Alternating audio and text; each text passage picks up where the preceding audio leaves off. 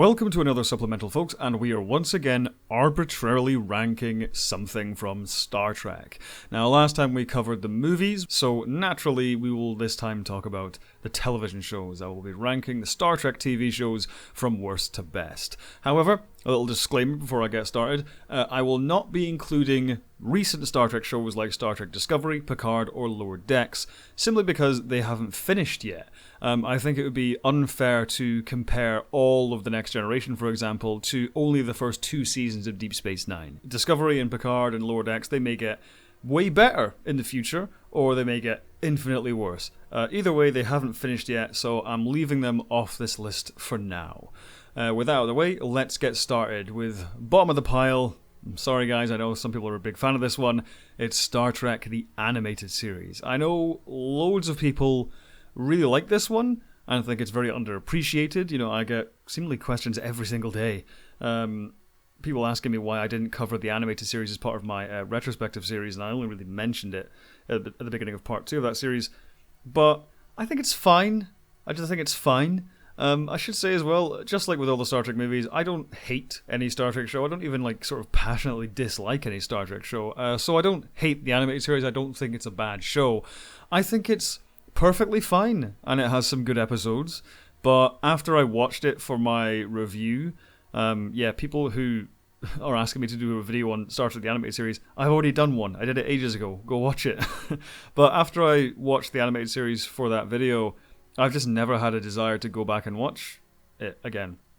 None of the episodes have really stuck in my mind as being particularly great Star Trek stories. I think it's a decent kids show. I understand why some people may think of it very fondly and nostalgically in the 70s after Star Trek the original series was cancelled, but for me, I just think it doesn't really match the caliber of stories in the original series, and I don't think it was really trying to, or was really, I don't really think that was possible for it to do. But I get why some people love it. I just think it's fine. Next up is Star Trek Enterprise. Now, I'm actually really looking forward to rewatching this one when I make the Enterprise retrospective video, because I'm curious to see if my opinions on this show will change. The show has had a bit of a resurgence in popularity recently. A lot of people have been making some good video essays about why it's their favorite Trek and so on, and I came around on the theme song. You know, I used to hate it. Now I think it's fine. Although the version in seasons 2 and 3 I think is terrible.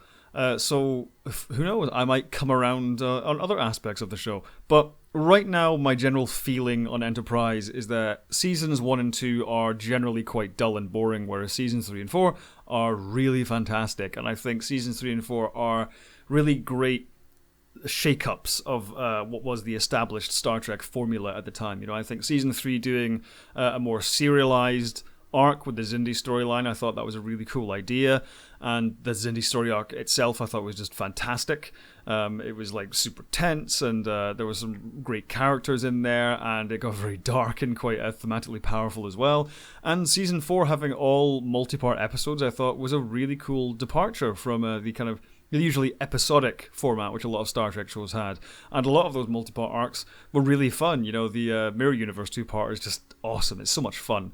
And I think it's a real shame that Enterprise was cancelled. You know, the plans for season 5, which would be the Earth-Romulan War and sort of laying the groundwork for what would become the Federation, sounds fantastic. And the redesigned NX-01 with the extra secondary hull fitted, I was like, that looks great. It's a real shame we didn't get to see it.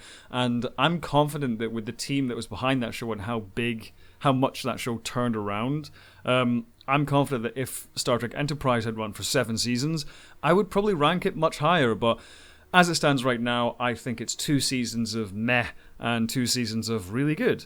So unfortunately that makes it kind of the second worst on this list, I'm afraid. Above that is Star Trek Voyager. Now, I will say I'm a little bit nostalgic for this one, because Star Trek Voyager was actually the first Star Trek show I and my family watched all the way through from beginning to end in order. Next Generation, the original series, and even bits of Deep Space Nine, they were always kind of on TV on reruns, and we'd always catch kind of bits and pieces of it. And Voyager was kind of a mystery to a lot of us, and so that was the first one where we bought season 1, the box set on DVD, sat down, watched it all the way through, and then got the next seasons after that, and just all watched it as a family. So I have a lot of nostalgia for it that way. And obviously, this has been talked about to death, but the biggest flaw in Star Trek Voyager is that its failure to live up to its potential. You know, we have this ship that's marooned on the other side of the galaxy without Federation support, and it could have been really unique. You know, that could have led to really interesting story possibilities with their lack of resources.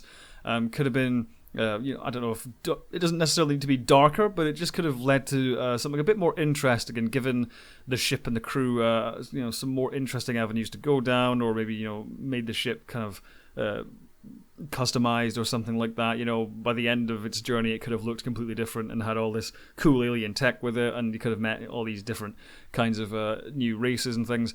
But unfortunately, it played it far too safe for the most part, which is a shame. It kind of just went back to the Next Generation style formula when it could have done something a lot more cool. And despite its problems, though, I think there are loads of great episodes in this show and really terrific characters. I love Captain Janeway. She is badass. And I really love her relationship with Tuvok as well. It really echoes that Kirk and Spock dynamic. And then there's Seven of Nine, who's awesome, obviously, and the Doctor, who's also just really, really great. Really creative characters, fantastically well written, brilliantly performed. Voyager is really just good comfort viewing. There were some articles recently which pointed out that of the Star Trek shows on Netflix, Voyager is actually the most rewatched Star Trek show on there. And I think it's because of how safe it is, really, because of how comforting it is. And a lot of people call that a detractor, but it's clearly working for a lot of people. And for some reason, I kind of think of it that way as well. When I want a kind of just a typical Star Trek adventure to, relax to, Voyager is the show I think of. And so, perhaps it's doing something right by playing it a little safe, even if it is kind of ultimately disappointing. And while it did play it safe and miss some opportunities, it's generally enjoyable overall. And when the show is on form, it has some awesome episodes, like Scorpion and Timeless and a whole bunch of others, So despite its flaws, I still think it's a solid part of the Star Trek franchise, and I enjoy it. Above that, we have Star Trek, the original series. Now, I think every Trekkie knows why this one's great. It's just consistently strong scripts, especially in that first season. Just so many iconic episodes, really great characters, outstanding performances from Nimoy and Shatner. And the remastered editions as well really remedy the dated production values, which might put other people off. I really like those remastered editions. Like, the way they did the visual effects is a really nice update, but it doesn't it's still in keeping with the shots that were originally there and in keeping with the visual effects that were originally there. So it updates it so it's a little bit more shiny, but it doesn't remake any parts of it. It doesn't kind of undo anything about it. The only reason the original series isn't higher is because it didn't run for as long. There were lots of great stories, but there's only really 2.5 seasons of really great stories, which is why above this naturally is Star Trek The Next Generation. This is the definitive version of Star Trek for a lot of people. I mean, I'm currently in the process of editing my big 2-hour-long retrospective video on this show, and the history of how this show started and how it kind of changed in terms of how it was seen through pop culture and by audiences is really quite remarkable. And I rank it above the original series because it matched the caliber of the best stories of the original series, but also it just had more of them. The original series, as I said, had about 2.5 seasons of really consistently great stuff. The Next Generation had 5 seasons of really great stuff. Well, let's be generous and say 5.5 because of, the good ones that were in seasons 1 and 2. So Star Trek The Next Generation just has more great episodes, but also because of Michael Pillar's storytelling philosophy, where he's the one that kind of came in and switched it up to have that focus on character, where each episode would have a kind of different protagonist, where one of the ensemble, where they'd make it, a Worf story or a Deanna story or a Picard story and so on and so forth.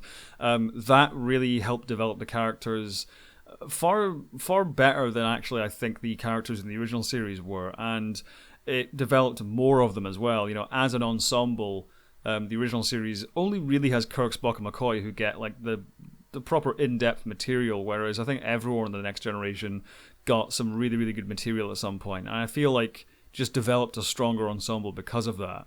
The Next Generation is simply quintessential Star Trek, and is what I like to refer to as the gateway Trek.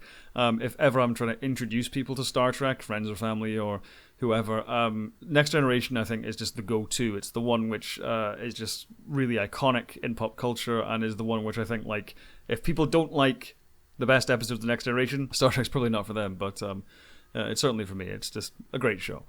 But above that, at the number one spot in the best Star Trek show by process of elimination, you know by now, it's Deep Space Nine. Deep Space Nine is just in a completely different league as far as I'm concerned. I think it's just head and shoulders above all the rest, and is really the one to beat, even for the modern shows. It's not typical Star Trek at all. You know, when it first came out, there was a lot of backlash from the fan base, who hated the idea of a Star Trek show being set on a space station. You know, they said the entire point of Star Trek is you going boldly and exploring strange new worlds and strange new life and so on, and being on a space station doesn't make any sense. And yeah, it's not typical Star Trek, but that's kind of what makes it so rewarding to watch. You know, whenever I go back to Deep Space Nine, as opposed to Voyager or TNG or the original series, where I can kind of throw on a random episode and just enjoy that for an hour, I can't really do the same with Deep Space Nine. Whenever I'm rewatching Deep Space Nine, I have to just rewatch the whole thing again. And I think that really illustrates just how strong those stories are, that it's worth it to go through it all again. And the emphasis on serialization just creates more layered character arcs and more complex plots than anything the Next Generation did. I mean, just this is not even just the main characters, but like the supporting characters which are in that show, like Gul Dukat, easily the best villain in all of Star Trek. He's just absolutely phenomenal. And then you have characters like Damar and Nog. Like, Damar shows up in one episode and he's just like the random guy at a station who says some technobabble, and then he ends up becoming this like great revolutionary leader / pawn of the Dominion, and he does that amazing speech, and it's just fantastic. And Nog, you know, what a character arc that is, you know, going from sort of the scampy little, you know, young Ferengi to an aspiring Starfleet officer to a veteran Starfleet officer, and losing his leg in the siege of AR-558 and everything. Like, just incredible. You never get that kind of character arc in other Star Trek shows. On the whole, DS9 is a lot darker than the others, but it's just so exceptionally well written. I think Deep Space Nine is just easily the best Star Trek show. So that's my arbitrary ranking. It's probably controversial to some people. These lists always are, but I hope my opinions were at least interesting. Thank you for watching. If you like these videos, subscribe and hit the bell icon to stay up to date on my new uploads. If you want to help the channel grow, join my patrons or my YouTube members, where you can see videos early as well as some other exclusive content. Speaking of which, I'd like to quickly thank all of my patrons and members who are now appearing on screen. Have a good one, and as always, live long and prosper.